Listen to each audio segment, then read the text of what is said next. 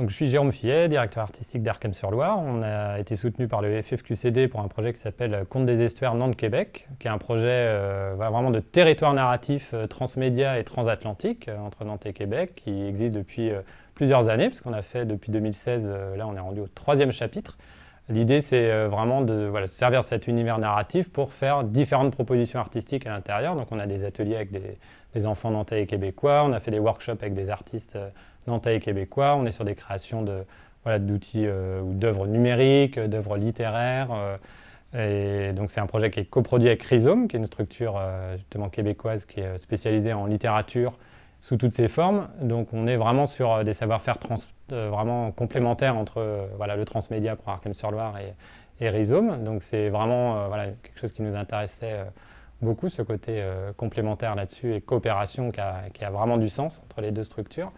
On se sert vraiment de l'imaginaire comme un levier pour pouvoir décoloniser et désindustrialiser la pensée moderne, en fait. Sur ce dernier chapitre qui s'appelle L'île inventée, on raconte vraiment l'histoire d'explorateurs du 19e qui sont allés sur une île au milieu de l'Atlantique pour créer justement une société utopique, vraiment qui a évolué à l'opposé de notre société moderne.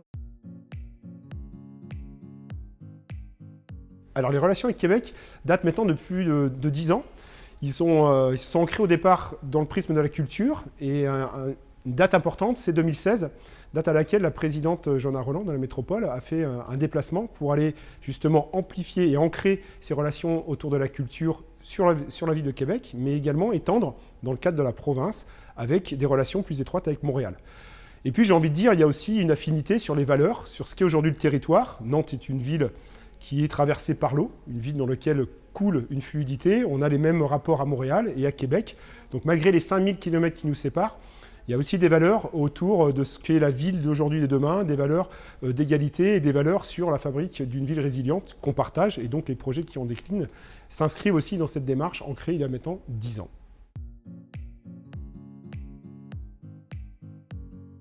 Alors depuis 2017, beaucoup de projets qui sont relatifs à la culture, à l'urbanisme, au développement économique ont pu bénéficier du fonds franco-québécois pour la coopération décentralisée. Je pense en particulier sur des projets en lien sur le numérique, en lien entre la Nantes Digital Week et le Printemps numérique à Montréal, dans lesquels il y a vraiment cette connivence de travailler ensemble sur poser un numérique humaniste et d'aller justement embrasser un prisme à 360 sur ces enjeux-là, donc de l'événementiel, mais aussi tous les regards qui sont apportés sur le numérique aujourd'hui en tant qu'accélérateur des transitions. Il y a des projets en lien avec l'urbanisme, et en particulier les quartiers d'expérimentation. Je pense ici, sur l'île de Nantes, on a à la Samoa, le quartier de la création, qui travaille sur des expérimentations in situ, en particulier sur du mobilier urbain, en lien effectivement avec le quartier des spectacles à Montréal. On a également développé des projets culturels. Je pense en particulier à un projet autour du transmédia et des univers immersifs, qui a été développé par Arkham-sur-Loire ici à Nantes, et l'association Rhizome à Québec. On a également le projet Archipel en lien avec la danse, l'écriture et le théâtre. Un projet aussi en lien avec la photographie et l'association Puy et dans le cadre des rencontres internationales de photographie en Gaspésie.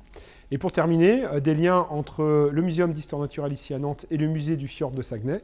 Et puis des liens aussi dans le cadre de l'architecture en lien avec les maisons régionales de l'architecture ici à Nantes et à Québec. L'opportunité du FFQCD, c'est évidemment tout d'abord de pouvoir financer des résidences avec les déplacements des artistes nantais et québécois des deux côtés. Et on voit, surtout en ce moment avec la crise du Covid, quand finalement le fait de se voir vraiment sur les différents territoires, c'est très important. Et que même si on parle la même langue et on est dans ce grand espace de la francophonie, le fait de pouvoir confronter nos cultures qui sont finalement différentes sur plein de points de vue, c'est très, très enrichissant.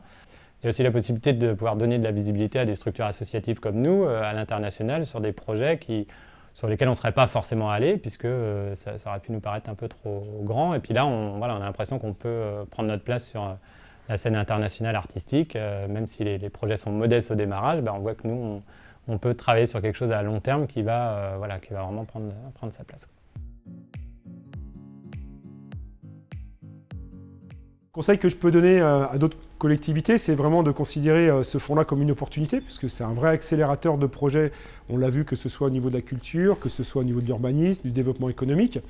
Et puis, quelque part, c'est une façon aussi pour des petites structures, des territoires, d'aller peut-être se confronter, échanger, créer avec d'autres petites structures, d'autres petits territoires. Donc, il ne faut pas oublier ce maillage, en fait, aujourd'hui, entre des associations qui peut-être n'auraient pas cette visibilité, et ça donne de la crédibilité, de la légitimité, voire de la notoriété à des projets qui sont peut-être petits, mais qui vont avoir un rayonnement international.